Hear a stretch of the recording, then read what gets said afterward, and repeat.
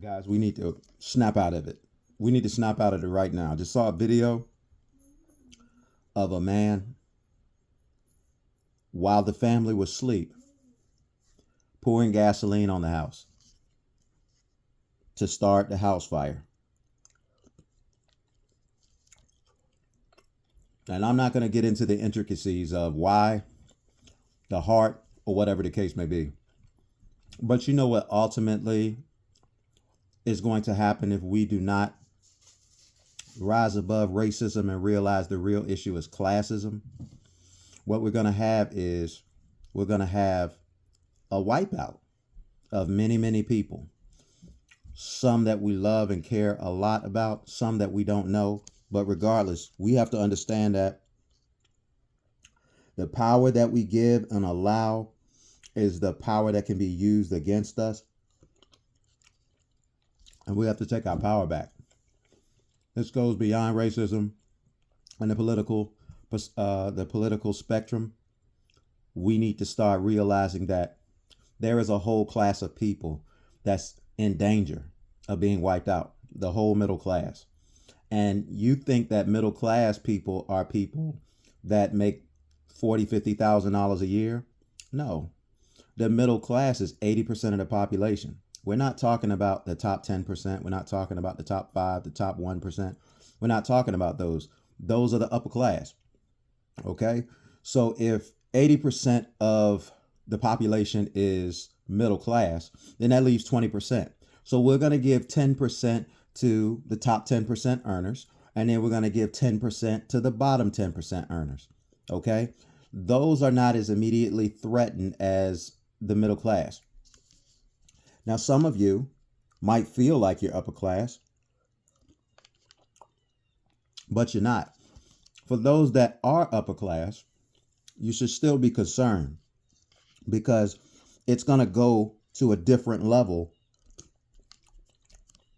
once the agenda on the middle class is fulfilled. Then it's going to go from class to preference.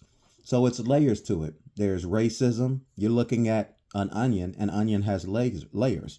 So you have the racism. You peel back the racism, there's classism. You peel back classism, and then there is select preference. It's going to always change. And the world that we're living in right now, the elites, not all of them, but these category of people feel like with AI technology, automated systems, and things of that nature, there is no need for a large group of people. And if there are no large group of people to consume, then that will leave more resources for a small group of people. Now, even if that played out, I can tell you that that wouldn't work out for them, but the elites are so short-sighted with this scheme. Not all of them, but those that believe in this scheme are so short-sighted, they're not going to see the significance of the loss of the middle class. And so they're trying to move forward with something that has never been done in their lifetimes or anybody's lifetimes that they remember. So we need to focus on the class, okay? Listen, the way that the construct is set up, think of a pyramid. At the top, there's only so many select spots. Now, those select spots are going to select people. So just because racism is what we're dealing with, and we should deal with classism, and just because we should deal with classism, that selectism, if you will, isn't going on. It is going on. It's all going on simultaneously. It's just that racism cloaks the issue of classism, and classism is cloaking the real issue of selectism. Hold on.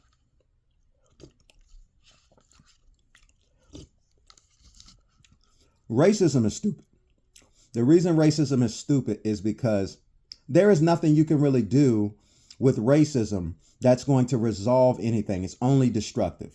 It's only destructive because some of the people that are fighting against each other with racism are in the same class. And so when one defeats the other in battle, the defeated obviously has repercussions, but the victor has really contributed to their later defeat. Okay? Or, sorry, but there are, and I'm using white and black people as two opposite ends of the spectrum, but I want to focus on that. But other races are involved in it, intertwined as well. But here is the issue. Some of the same situations that black people are in and facing are some of the same situations that white people are in and facing. And so what happens, and I've seen this in my life, is you might have black people that feel this way about white people and white people that feel this way about black people. And from a class standpoint, they have to end up staying in the same communities, right? And they have a glass half empty approach towards each other. And then they get in, because they're in a social setting where they're around each other, they find out that their kids have things in common, that their wives and husbands have things in common, that some of the challenges that they are facing are in common. And next thing you know, they both, on both sides, say, you know, you all right. You actually all right. I don't know why I was thinking what I was thinking about you, but you're not like I thought you would be. And then the reverse rhetoric. I mean, in the opposite end of the spectrum rhetoric. Hey, I was feeling the same way too. I just didn't know how to say it. And next thing you know, they're doing things together. They're working together. And here comes racism again from the top to try to remind one group you're better than the other group. And here's why. And then it cycles again. They did an experiment where they dropped a bunch of red ants and a bunch of black ants in the same container, right? Nothing was happening. But when that container got agitated, the red ones and the black ones started fighting against each other. And so what we have here, guys, is at the top, all you have going on is agitation. And agitation creates confrontation, and confrontation eliminates concentration. And the concentration is what we should be focused on in terms of working together so both of us can achieve what we want. Because if you really, really want to break it down,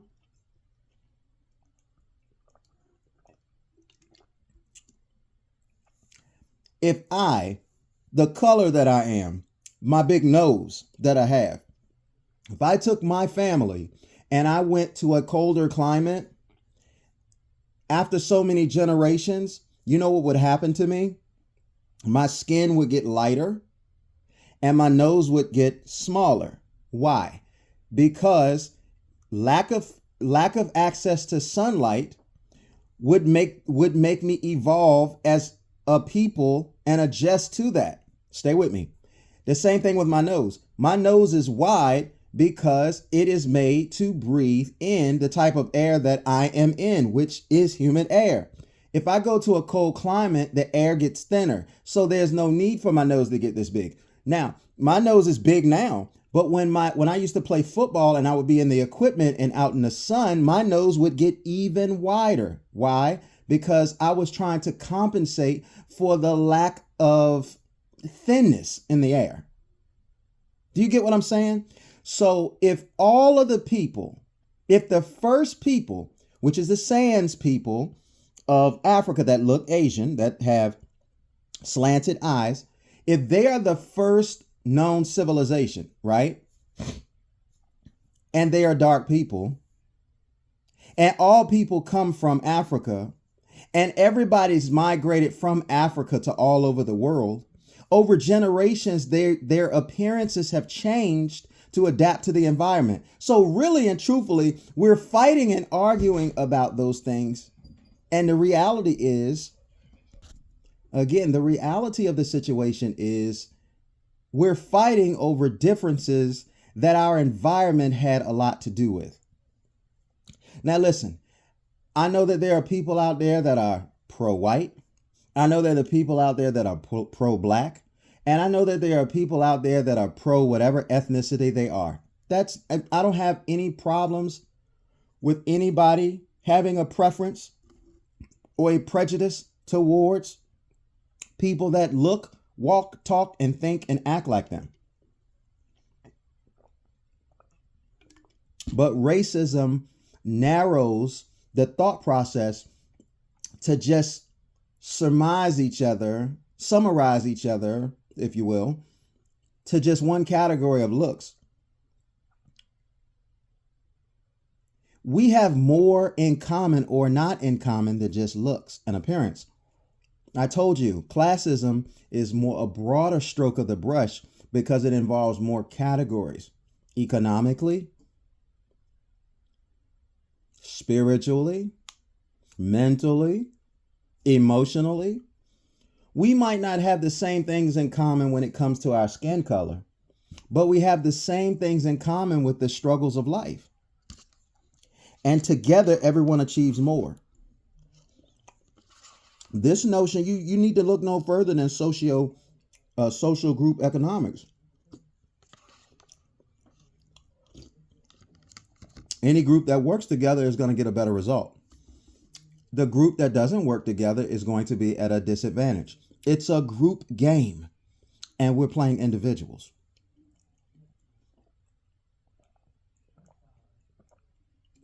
And imagine a world where nobody's really fighting. Of course, you're going to have some fights. But imagine if we had an epidemic in a positive way of people just not fighting. Most people don't fight. Most people they work together. They work with the people that they are at arm's length. And here's the thing about arm's length.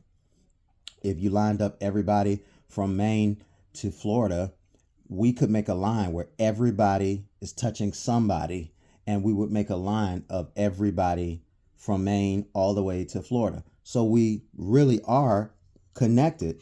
We just don't want to be connected. And why you don't want to be connected? You can still accomplish individual goals through team sport.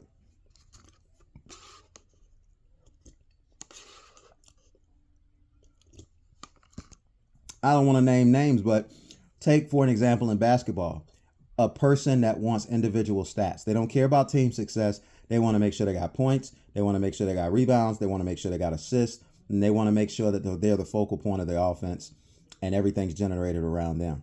And then they never win any championships. They never win any playoff series. They never get out of the playoffs. They never make it sometimes to the playoffs, but their individual stats are fantastic.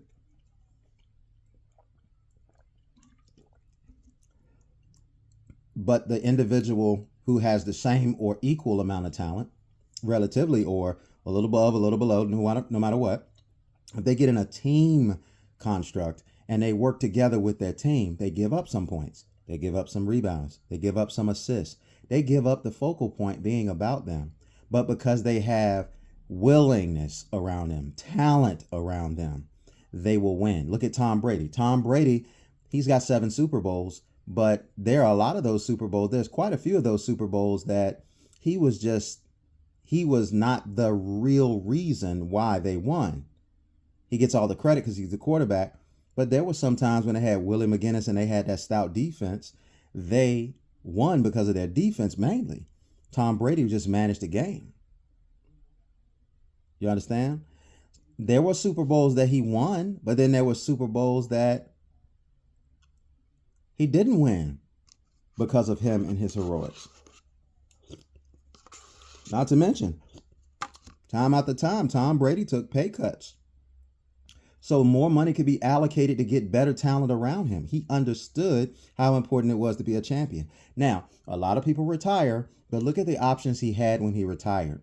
Look at that $300 million 10-year deal contract he got for sportscasting, for being a broadcaster, a color commentator. That was because of they felt he had the wisdom, the knowledge, and he was a champion, and people want to be around champions. In order for you to be a champion, you have to sacrifice something to get championships. Find me someone in a team setting who did the individual thing and won championships by the boatload. You won't find it. Michael Jordan didn't start winning championships until he started becoming more of a team player. And yet, and still, we have these examples in front of us in many different facets of life, like sports, and we're not learning from those things in life. And I learn a lot of things from my life as I play sports. Draw many of my life lessons from playing sports and understand the concept of teamwork making the dream work. Y'all have heard that before probably, but a lot of y'all don't practice that. Do not practice that. So all I'm saying to you is we need to stop focusing on the racism, this individualized, I'm going to step on you to get what I want kind of philosophy. And we need to put that down and we need to focus on the class. If we start focusing on the class, I'm going to tell you what's going to happen. It's going to make the elites lose their powers to manipulate, because really and truthfully, the equivalent of the elites versus the middle class is a little boy holding a rope around a huge elephant's neck. Mentally, that elephant thinks that it can't get away, but it has everything it needs to fling that little boy out of here and be free as it wants to be. And that is the equivalent of what racism does to us. It puts a noose around it takes one group of people and it gives them a noose and it makes it hook around another group of people. And the noose that's around the neck of the people that it is around, those people feel like they can't get out. They feel like they've got to do what they've got to do individually. They don't have any concept of trying to work together. And that's all I'm saying. We need to work together.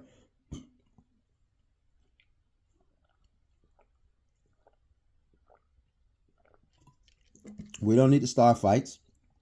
We don't need to start wars. We don't need to do none of that.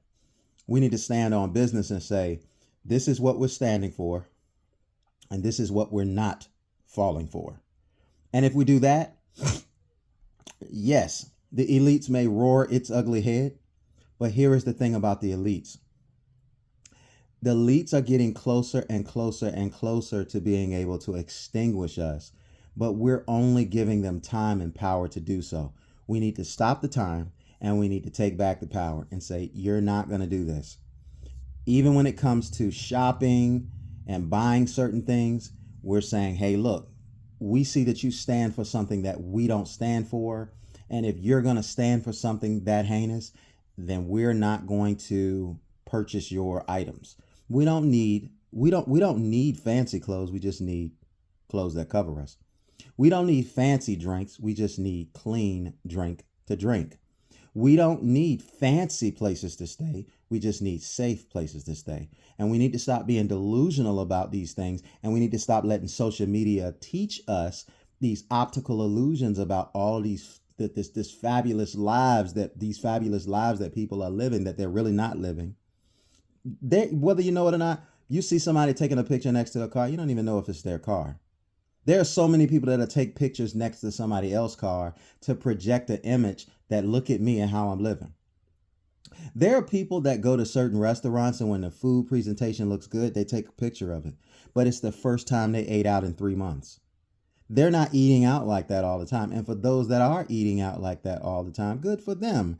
But most people are showing and projecting what they want you to see, which is happiness, prosperity, and things of that nature. But they may not be going through happiness and prosperity and things of that nature too often. They just want to celebrate and project that image because they feel like that is going to get them to a newer level. So classism, guys, this is what we need to focus on.